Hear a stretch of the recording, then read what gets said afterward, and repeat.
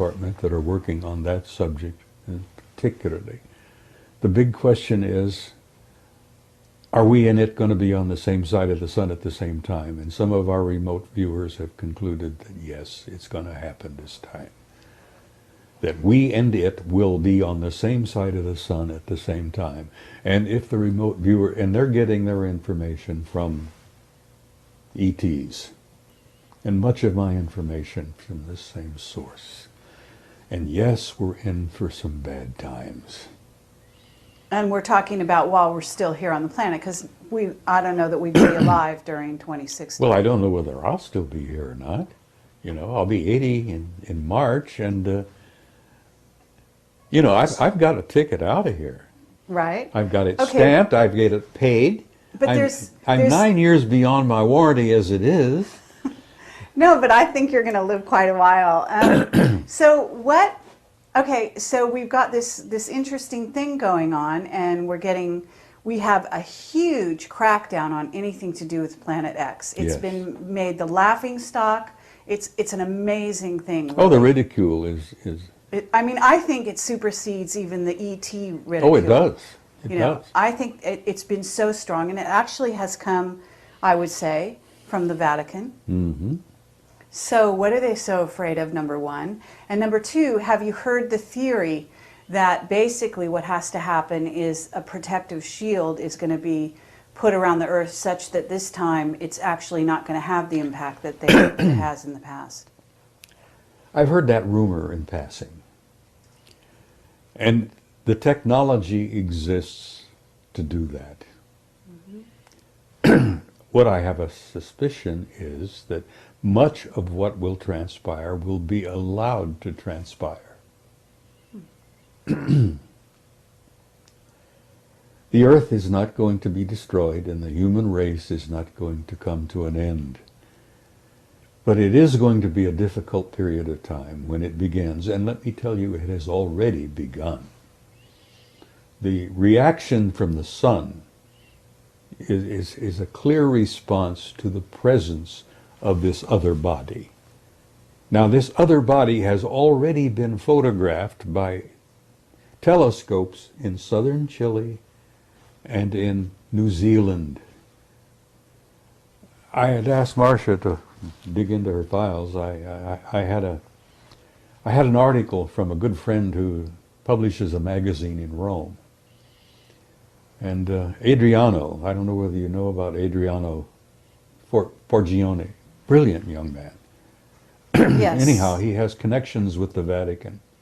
He has good friends who are Jesuit priests and astronomers.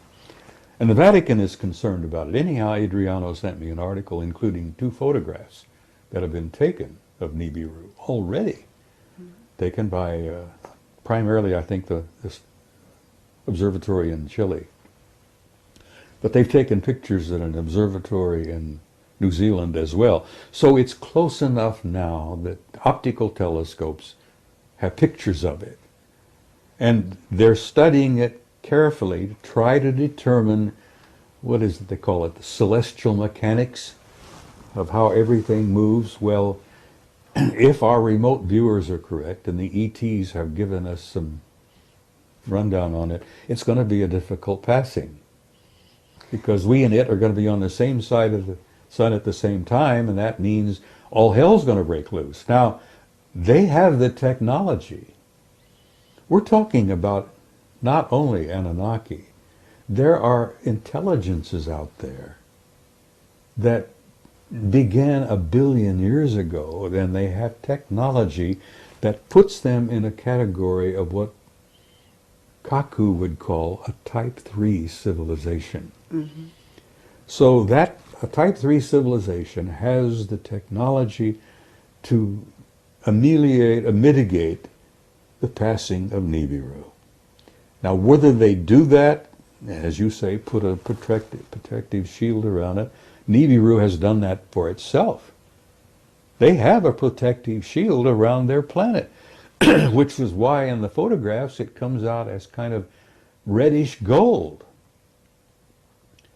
And apparently that's why they came here for the gold in the first place, because they were losing their atmosphere, and they needed to seed gold particles in their atmosphere to keep the atmosphere from, they go on a long trip out there. Okay, but the Anunnaki are here, you're saying, and yet the Anunnaki are supposedly on Nibiru as well, or what are you thinking, or what's your sources telling you about this? The civilization, the Anunnaki civilization, is on the planet. But the Anunnaki are on this planet as well, all over the damn place, under the sea, at facilities that we know about, inside Mount Hayes in Alaska, inside Mount Perdido in the Pyrenees. There's one right in the middle of Australia, which is near Alice Springs. And what's the facility out there? Pine Gap. Pine Gap, yes. Thank you, my friend. Pine Gap. And that happens to be the R&R facility, according to the remote viewers. What's R&R? I'm sorry. Rest and relaxation. That's what we used to call it in the military when we. The R&R facility for who? What, the For Anunnaki? the ET Really? and the Anunnakis, yes. Pine Gap. And they're dealing with human beings. They need rest and relaxation. But anyhow, the rumor is that Pine Gap is primarily an R&R facility. Have you been there? I've been to Australia. I haven't been to Pine Gap, no. Would you lie to me? Sometimes, maybe, but not right now, no. Okay. No, I haven't been to Pine Gap. A lot of my work has been a result of analyzing and sifting and evaluating the work of others. That's what an intelligence analyst does. Takes data from a variety of sources, but I have some information that I have been provided from sources within the U.S. government that tell me that yes, they are deeply concerned about it, and they're worried sick about it, and they don't know what to do about it, because we don't have the power to do a damn thing about it. Is the estimated date, as best you are given to understand by your sources, in the next few years, rather than Sitchin's estimate of 2060? Well, let me tell you something about, you're talking about 2012? I'm talking, well, there are some serious Planet X researchers who say that we'll see the thing next year, and the thing's going to start. I think you may see it next year, but I don't think you're going to have the hell breaking loose until maybe about 2020. You're going to have a build-up of factors. It's not going to happen all of a sudden, just like that. You're not going to go out the front door and all hell's breaking loose. You're going to see a series of events taking place involving our geologic structures. You're going to have increased volcanic activity. You're going to have increased sunspot activity. We're at a low right now. Mm-hmm. But you're going to see tremendous sunspot activity. You're going to see tremendous geologic activity. The ring of fire will probably erupt. Now, these are all going to be clues that all hell is coming, you know. You're going to have storms. The cyclones have been getting worse, and the hurricanes have been getting worse. You're going to be having hurricanes showing up in places that they really haven't troubled us for a long, long time. So you're going to have a build-up, not slowly, but a consistent build-up of geological and weather and sunspot activities. And you're probably going to, the estimate that I've heard from people who have studied it is about 2020. Okay, but we have heard that Sitchin, as well-meaning as he may be, is working for the government.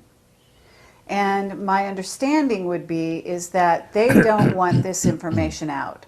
So they're doing everything in their power to make sure that it's ridiculed, as we've observed. Carrie, what could the government or anyone else tell you? What could they say to you? Would they tell you that grab your hat, dig a hole, hang on? Would anything they say? Is that what the underground bases is all about? Well, I have always had the conviction, and I've put this together over the years, that the so-called elite, the creme de la creme, when they're self-designated